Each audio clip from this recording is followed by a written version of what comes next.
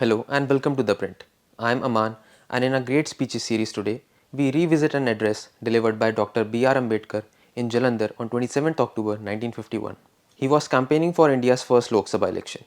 Having resigned from Jawaharlal Nehru's cabinet as Law Minister over differences regarding the Hindu Code Bill, Ambedkar had revived the Scheduled Caste Federation to contest elections independently.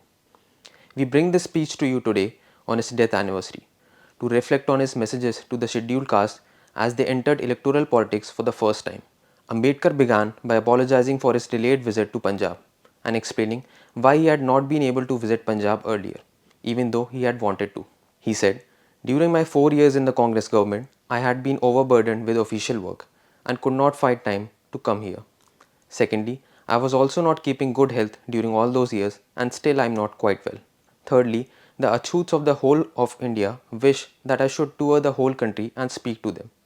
End quote. He then told the audience that they should not depend on a single leader and that the community must learn to stand on its own. He said, "I want that all our people should stand on their own legs and be united so that they may be able to weather the storm without any assistance." End quote.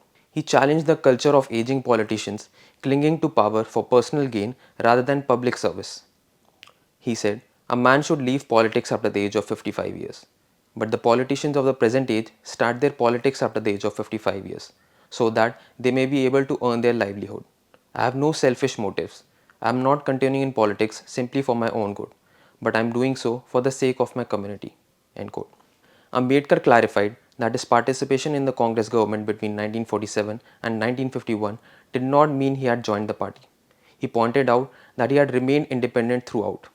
He said, "I cooperated with the Congress government for 4 years with all my might and with sincerity in the service of my motherland. But I did not allow myself to merge into the Congress organization." End quote.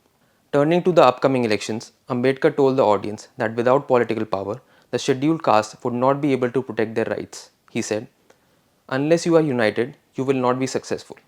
To be successful, one must be either powerful or rich. Marwadi and Baniyas do not have power, but they have money. Our people have neither power nor money. Our people are a minority in the villages and they have always to live at the mercy of the caste Hindus." End quote. He emphasized that electoral success alone could provide real protection to the scheduled castes. He said, "But we can have one power, that is the political power. This power we must win. Armed with this power, we can protect the interest of our people." End quote.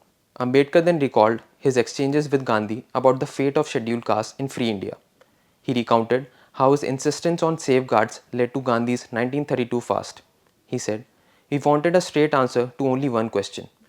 What will be our fate in free India?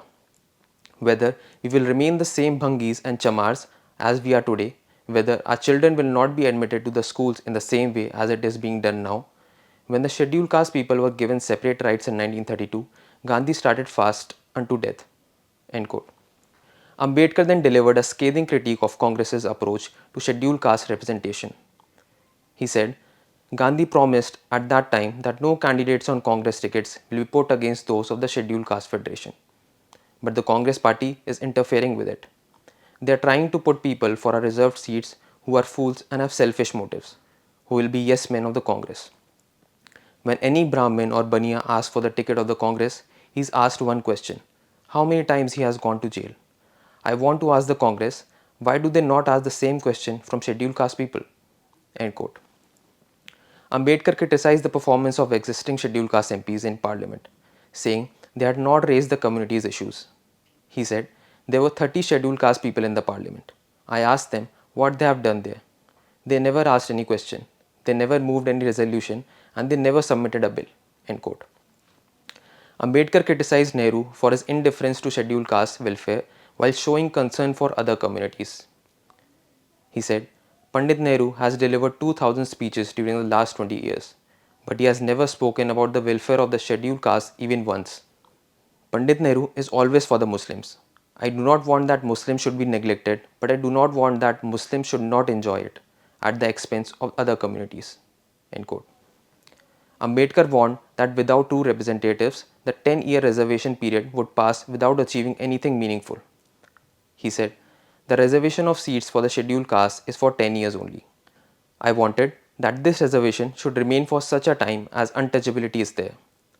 but the Congress leader, late Sardar Vallabhbhai Patel, opposed me. We should try to send our two representatives to the assemblies so that they may safeguard our rights and also try to secure this reservation after 10 years. End quote. The Constitution's architect concluded by appealing for unity. He said, I have built the house for you and it is up to you to maintain it in proper order. I have planted the tree. If you water it, you will enjoy the fruits and you will be able to enjoy its shade. If not, you will have to sit in the sun. United we stand and divided we fall. End quote. Dr. Ambedkar's 1951 speech reveals his frustrations with the Congress's treatment of scheduled castes, his critique of political opportunism, and his insistence that Dalits needed their own political voice. He contested the 1952 Lok Sabha election from Bombay North Central constituency as a scheduled caste federation candidate.